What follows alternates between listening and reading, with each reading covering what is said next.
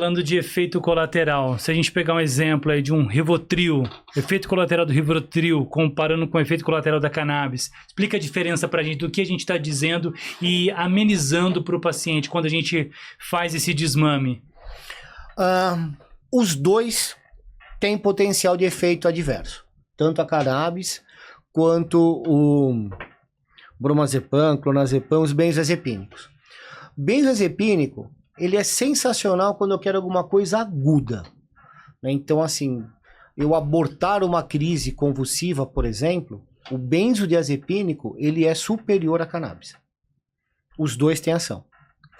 O tratamento a longo prazo, com a cannabis e benzodiazepínico tem mais efeito adverso acumulativo do que cannabis.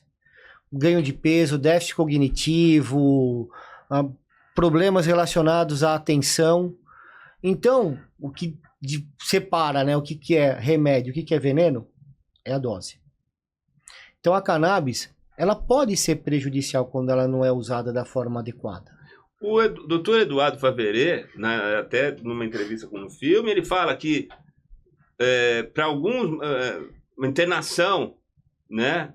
Se a pessoa inalar, botar no tubo de oxigênio, botar a cannabis, inalar, já entra na corrente sanguínea imediatamente e o efeito é imediato. Imediato. Né? Só que não é uma prática que se fala, nem está dentro da regulamentação esse tipo de uso. Não, mas embora, né, você tenha alguns vaporizadores próprios médicos para isso, o Vulcano é o caso de um deles, tem até um curta, né, é Repense a Dor dos Outros, né, que fala de um paciente do Rio de Janeiro, o Otto, ele é atendido pelo Ricardo, né, que é ortopedista, esse cara tem uma cirurgia de coluna, e quando ele tem crise de dor, ele faz o uso do inalatório, né, e melhora, assim, a dor dele rápido. O uso inalatório, ele é muito rápido. Mas mesmo assim, a crise convulsiva, né, a tônico-clônica, por exemplo, aquela que se debate, né, normalmente, ela não tem um tempo de duração tão grande. Até você preparar, né, embora abrace, ela tinha até um sprayzinho nasal para abortar a crise. O benzodiazepínico, ele é mais rápido. Não que a cannabis não tenha efeito, tem.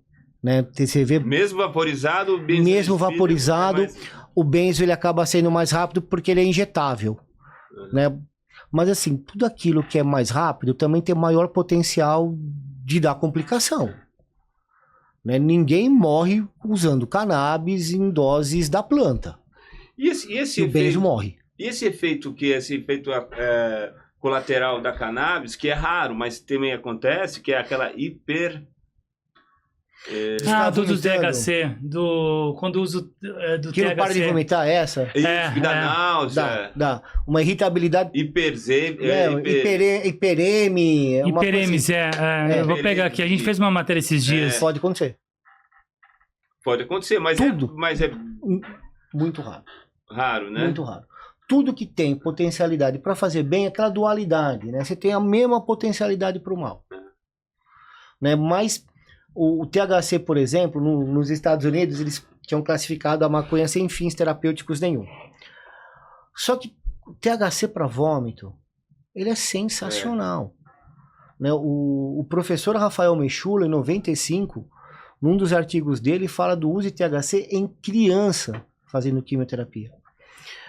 É tão fantástico a ação e o efeito nessa hiperêmese é tão raro que eu acho que na década de 80, 85, 86, eles lançaram nos Estados Unidos o THC sintético, que era o Cesamete e o Dronabinol, né, que era usado para vômitos em pacientes em quimioterapia.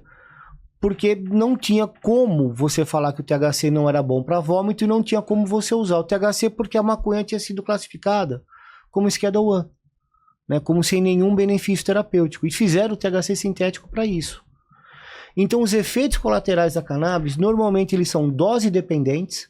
Você diminui a dose, melhora o efeito.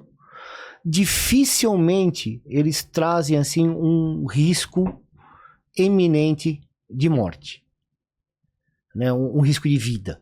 É muito raro a cannabis usada da forma medicinal Mas causar acho que isso daí. É impossível, né? Se for nas gotinhas e tal, com baixa que densidade, acho que é...